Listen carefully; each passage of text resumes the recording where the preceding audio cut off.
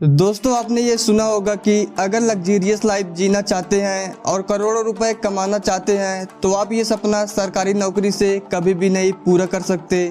इस सपने को पूरा करने के लिए आपको बिजनेस या प्राइवेट सेक्टर में जाना होगा। लेकिन मेरे दोस्त, ये बात कुछ हद तक सही भी है और कुछ हद तक गलत भी है। अगर मैं आपसे ये कहूँ कि इंडियन एयरफोर्स में राफेल उड़ाने वाले पायलट की सैलरी 24 लाख रुपए मंथली होती है, और इतना ही नहीं, सुप्रीम कोर्ट के जज केवल 10 मिनट के भाषण के लिए 30 लाख रुपए चार्ज करते हैं। तो शायद इतना पैसा सुनते ही आपकी आंखें खुली की खुली रह जाएंगी। परंतु मेरे दोस्त, भारत में ऐसी कई सरकारी नौकरियां हैं जिनकी सैलरी और सुख सुविधा सुनकर आप बिजनेस और प्राइवेट नौकरी को भूल ही जाएंगे। दोस्तों, हर बार की तरह हम आपको कुछ नई जानकारियां देते रहते हैं, इसीलिए प्लीज़ आप हमारे इस चैनल को सब्सक्राइब कर लीजिएगा।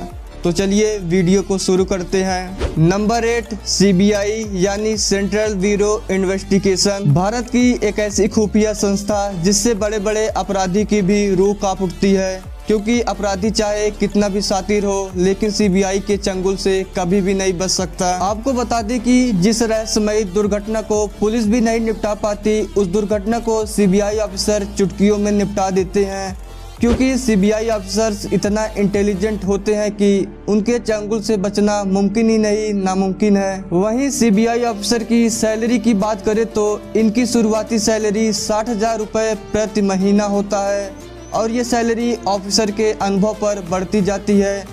इसके साथ ही इनको चलने के लिए टोयोटा इनोवा कार और पुलिस सिक्योरिटी भी मिलती है। नंबर 7, IT सेक्टर यानी Indian technology sector. Indian technology या कंप्यूटर साइंस, या जिसे हम कंप्यूटर इंजीनियर भी कह सकते हैं, ये नौकरी भारत में सबसे अधिक सैलरी वाली नौकरियों में से एक है। वैसे IT सेक्टर में कई कैटेगरी में नौकरी होती है और इन्हें कई कैटेगरी में सैलरी भी मिलती है, लेकिन एक सरकारी कंप्यूटर इंजीनियर की सैलरी की बात करें तो इन्हें औसत 60,000 से लेकर 3 लाख रुपए तक सैलरी मिलती है। नंबर 6, CA यानी चार्टर्ड अकाउंटेंट। वैसे CA का काम सरकार के हिसाब किताब का लेखा जोखा करना और टैक्स के भुगतान का हिसाब किताब करना होता है।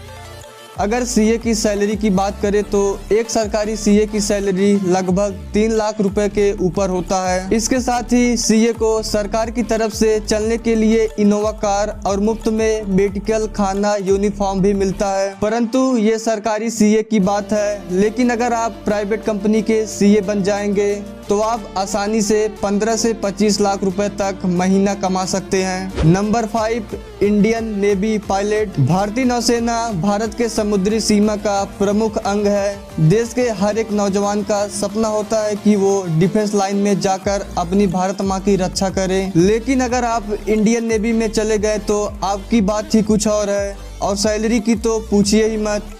वैसे एक नेवी सोल्जर की सैलरी 45,000 रुपये महीना होता है, लेकिन एक नेवी पायलट की सैलरी 3 लाख से लेकर 5 लाख रुपए तक होता है। नंबर 4, सिविल सेवा। देश के हर एक इंसान का सपना होता है कि वो बस एक बार UPSC का एग्जाम क्लियर करके IAS या PCS के पद पर पहुंच जाए।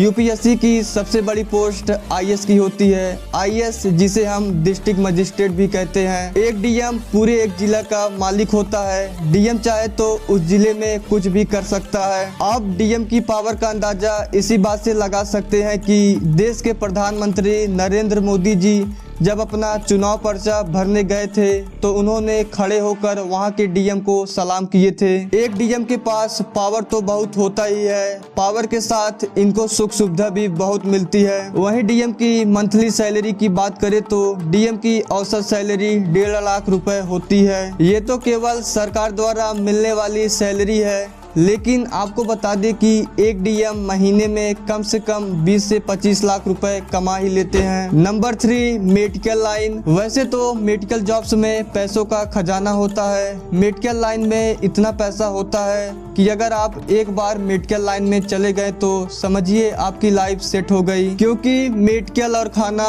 दो ऐसी चीज है जिसके बिना इंसान एक दिन भी नहीं रह सकता। मेडिकल लाइन में वैसे तो सैकड़ों अलग अलग जॉब्स हैं, लेकिन डॉक्टरों में सबसे सर्वश्रेष्ठ पद MBBS को माना गया है। एक MBBS डॉक्टर की औसत सैलरी 8 से 10 लाख रुपए प्रति महीना होता है। लेकिन मेरे दोस्त ये तो केवल सैलरी है, पर एक MBBS डॉक्टर महीने का 50 से 60 लाख रुपए आसानी से कमा लेते हैं। Number 2, Indian air force pilot. आसमान के सिकंदर कहे जाने वाली भारतीय वायुसेना दुनिया की सबसे एडवांस सेनाओं में से एक है, क्योंकि भारत के पास MiG-21 और राफेल जैसे घातक लड़ाकू विमान हैं। लेकिन अगर मैं आपसे ये कहूँ कि MiG-21 जहाज को उड़ाने वाले पायलट की सैलरी 18 लाख रुपए मंथली होती है, और वहीं राफेल जहाज को उड़ाने वाले पायलट की सैलरी 25 से 30 लाख रुपए मंथली होती है, तो शायद आपको ये मजाक लग रहा होगा, लेकिन मेरे दोस्त ये बात सच है। इतना ही नहीं, पायलट की सैलरी पायलट के अनुभव के हिसाब से बढ़ती जाती है, परंतु ऐसे लड़ाकू विमान को उड़ाने वाले पायलट की भर्ती डायरेक्ट नहीं होती। एयरफोर्स में सबसे पहले फ्लाइंग ओवर में पोस्टिंग मिलती है, इसके बाद पायलट के अनुभव के हिसाब से उनकी ऊपर तक पोस्टिंग होती है। वहीं इंडियन एयरफोर्स की सुख सुविधा की बात करें तो इनको मेडिकल, खाना, पानी, यूनिफॉर्म से लेकर आर्मी कैंटीन तक सब कुछ मुफ्त में मिलता है। नंबर 1, सुप्रीम कोर्ट जज। दोस्तों, वकील बनना अपने आप में ही बहुत बड़ी बात होती है और समाज में वकीलों की बहुत रिस्पेक्ट होती है, और अगर आप सुप्रीम कोर्ट या हाई कोर्ट के वकील बन जाते हैं तो कमाई की तो पूछिए ही मत। आप ये सुनकर चौंक जाएंगे कि सुप्रीम कोर्ट के वकील राम जेठमलाइन केवल अपने 10 मिनट के भाषण के लिए 20 लाख रुपए चार्ज करते हैं। अगर इनके कमाई की बात करें तो इनकी कमाई करोड़ों में होती है। वैसे दोस्तों, आपकी कौन सी सरकारी नौकरी सबसे अच्छी लगी और आप किस फील्ड में जाना चाहते हैं, नीचे कमेंट में जरूर बताइएगा। और हमारी जानकारी अच्छी लगी हो तो हमारे इस वीडियो को लाइक और चैनल को सब्सक्राइब भी कर लीजिएगा।